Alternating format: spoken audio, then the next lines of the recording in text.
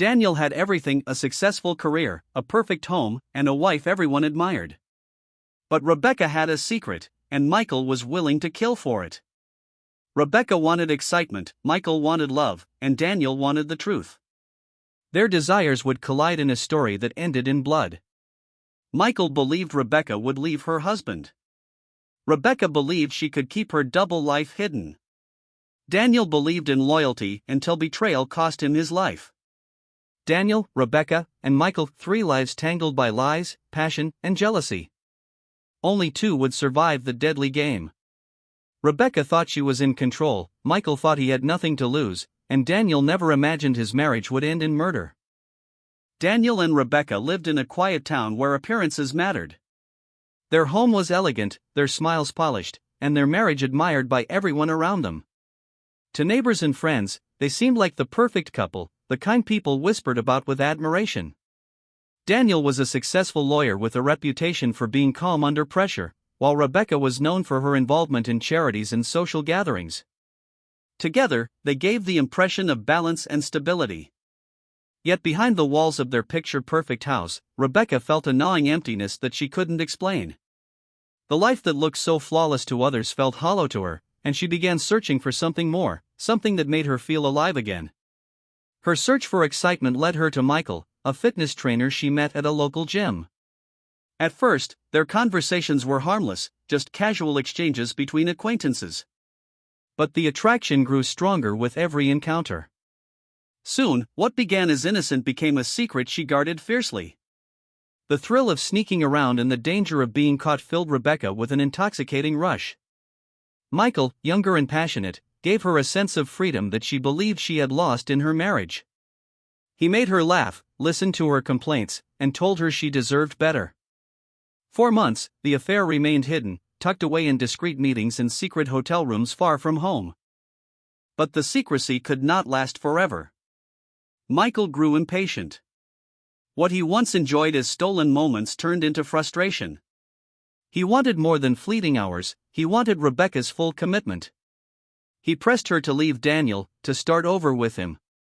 At first, she promised she would, but when the time came, her courage faltered. The security of her marriage, the wealth, the reputation, it was not something she could give up so easily. Every hesitation fueled Michael's anger. He felt deceived, like a man being kept in the shadows. His passion, once tender, began to twist into obsession. Meanwhile, Daniel sensed something was wrong. Rebecca's late nights, her unexplained absences, and the sudden distance between them left him suspicious. He tried to ignore it, convincing himself that she was simply distracted, but deep down he knew the truth was darker. Unable to endure the uncertainty, he hired a private investigator. Within weeks, the affair was confirmed. Photographs of Rebecca and Michael together painted a story Daniel had feared but hoped he would never see.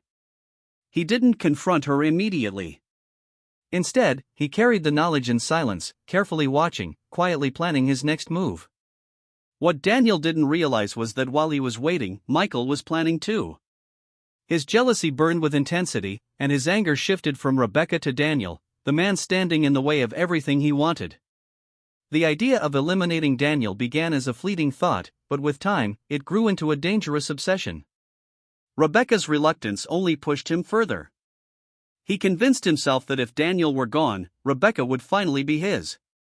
It was in these quiet, hidden moments of resentment that the seeds of murder were planted, setting the stage for a night that would shatter the illusion of perfection forever.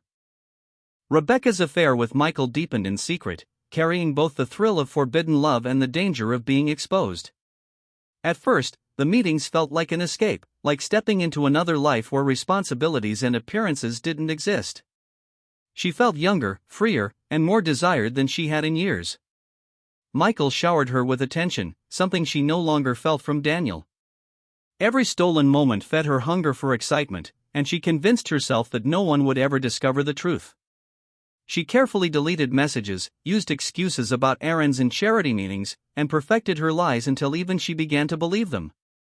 But the fire that burned between them did not remain simple. Michael, with his intensity, grew tired of being a secret. At the gym, people admired Rebecca as just another client, while he wanted the world to see her as his partner. He felt humiliated by being hidden away, confined to quick meetings in hotel rooms or secret drives late at night. What started as passion slowly turned into a demand for permanence. He began pressing Rebecca to make choices she wasn't ready to make, asking her to leave Daniel, to abandon her wealthy lifestyle and build a new life together. Rebecca felt trapped. She enjoyed Michael's affection but feared the consequences of exposure. A divorce would ruin her social standing, strip her of Daniel's financial security, and shame her in the eyes of the town. She told Michael she needed more time, soothing his anger with promises she didn't intend to keep. But with every delay, his frustration grew. To him, it was not just hesitation, it was betrayal. He had given her everything, his time, his love, his loyalty. In return, she offered only fragments of her life, always retreating to her husband's side at the end of the day. The cracks in their secret relationship widened. Michael started sending messages filled with jealousy, accusing her of playing with his feelings. He followed her car once, desperate to see where she truly went when she wasn't with him. His obsession made him reckless, and Rebecca began to fear his intensity. Still, she couldn't cut ties. The thought of losing the excitement he gave her terrified her more than the risk of exposure. So, she balanced dangerously on the edge, keeping her marriage intact while feeding her lover's growing desperation. Michael's obsession spiraled into anger toward Daniel, a man he had never met but deeply hated. To him, Daniel was not just Rebecca's husband, he was an obstacle, the one person standing in the way of their future. The thought took root and grew, darkening Michael's mind with possibilities he had never considered before. He began imagining a life without Daniel, a life where Rebecca would have no choice but to choose him completely. He convinced himself that it was the only solution. Rebecca remained unaware of how dangerous the situation had become. To her, it was still a risky affair, something thrilling yet controllable. But for Michael, it had already turned into something darker, a dangerous obsession that would soon shift from whispered promises of love to deadly plans whispered in the shadows. Daniel carried the weight of betrayal quietly, choosing not to confront Rebecca even after the private investigator handed him undeniable proof of her affair. He studied the photographs, the reports of late-night meetings, and the text messages exchanged between his wife and Michael. Each piece of evidence felt like a blade, but Daniel was a man who thrived on control.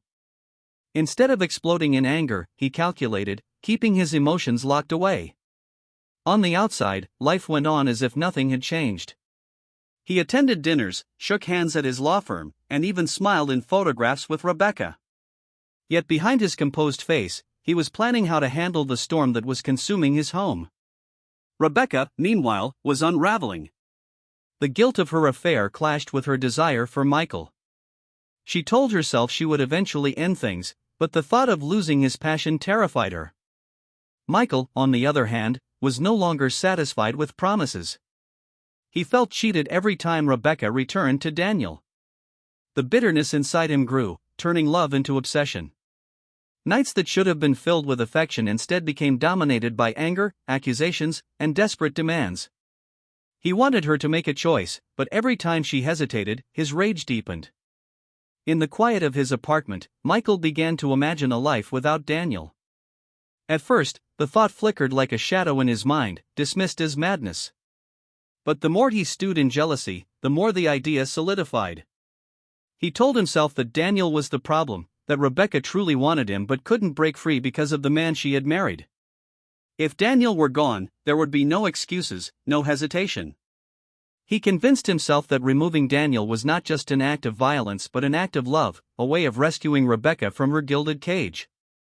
The plan formed slowly, pieced together from half-thoughts and whispers. He started asking Rebecca vague questions about Daniel's schedule, what nights he worked late, when he preferred to be alone in his study.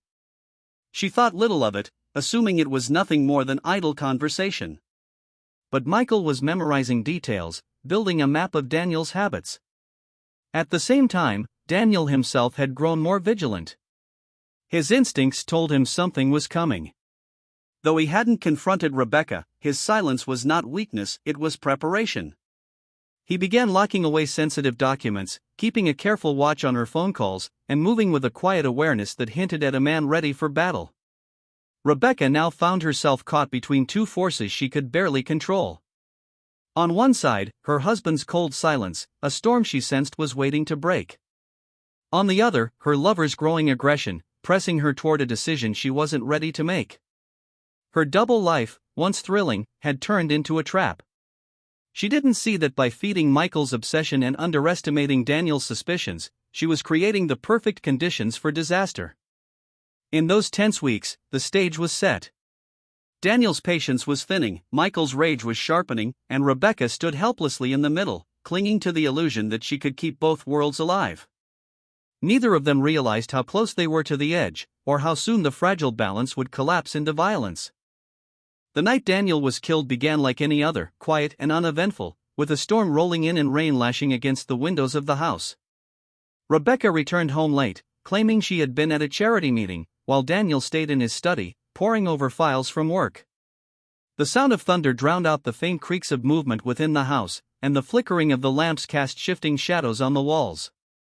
To anyone passing by, the home appeared peaceful, but inside, tension was thick enough to choke.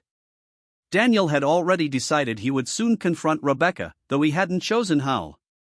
He sat at his desk, unaware that he was already being watched. The crime unfolded with chilling precision. A window in the back of the house had been shattered, glass scattered across the floor, an attempt to stage a burglary gone wrong. Michael had studied Daniel's habits, and that night he slipped in during the storm, convinced it was the perfect cover. The rain would mask his footsteps, the wind would silence the creaks, and Rebecca's presence would help account for any alibi she might later need. The plan was simple in his mind: remove Daniel, and Rebecca would finally be his. But simplicity in thought does not equal perfection in execution. Daniel's body was discovered in his study, slumped over the desk with signs of a struggle. The papers he had been working on were scattered, a lamp overturned, and a deep wound marked his temple. His watch was missing, along with a few small valuables, lending weight to the theory of a robbery. Yet as investigators combed through the room, small details began to unravel the illusion. The window had been broken from the inside, not from the outside as a burglar would have done. There were no muddy footprints leading from the rain-soaked garden into the study. Every other entrance to the house remained locked, suggesting that whoever had entered knew exactly how to move without detection. The crime scene whispered of something staged, something far too neat to be a genuine robbery. The missing watch would have been convincing evidence if it hadn't later surfaced in the most suspicious of places, Michael's gym bag. Found during a routine check after tips of his connection to Rebecca, the discovery shifted the investigation from burglary to murder with motive. Detectives began piecing together fragments of evidence, and each piece pointed back to Michael. His phone records showed late-night conversations with Rebecca. His search history revealed disturbing queries about how to silence someone quickly. The missing valuables, aside from the watch, were never found, making the robbery narrative crumble further. Rebecca tried to act shocked when told of Daniel's death, but her performance cracked under scrutiny. Her tears seemed forced, her statements too carefully rehearsed. Investigators noted the inconsistencies in her timeline and her inability to explain why Michael knew so much about Daniel's schedule. Though suspicion grew, the evidence wasn't yet solid enough to accuse her directly. For now, Michael bore the brunt of the spotlight, the jealous lover turned suspect. What none of them realized yet was that the murder wasn't just an act of passion, it was a layered betrayal, where one person's obsession and another's silence had collided in deadly consequence. The truth behind the crime was darker than it first appeared, and the storm that had raged outside that night was only a shadow of the chaos about to unfold in the courtroom and the lives left shattered by greed, lust, and lies. As the investigation moved forward, the layers of deception began to peel away. Detectives worked methodically, comparing timelines, questioning witnesses, and digging into the pasts of everyone connected to the case. Michael became the central figure almost immediately.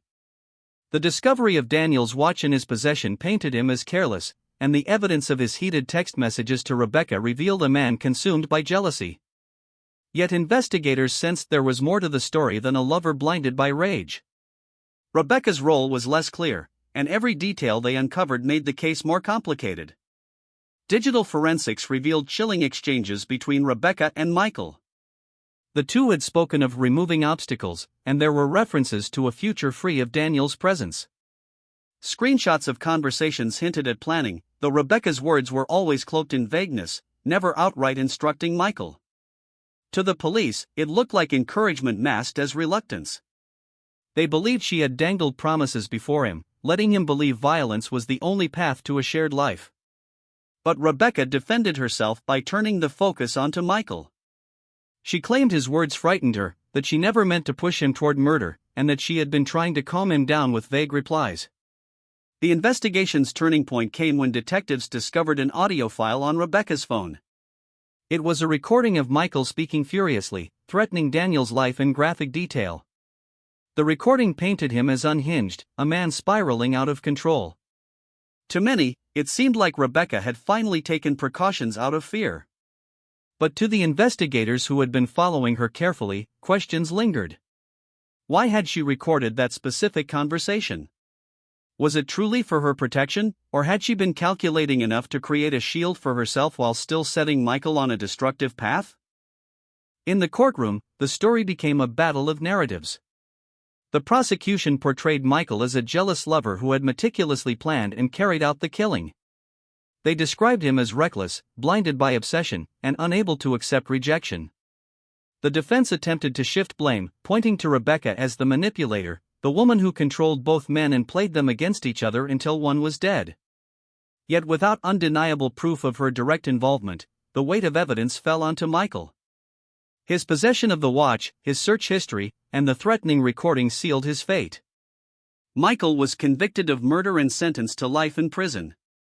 Rebecca walked out of court a free woman, her face pale, her eyes carefully fixed on the ground. Though legally untouched, she was forever marked in the court of public opinion.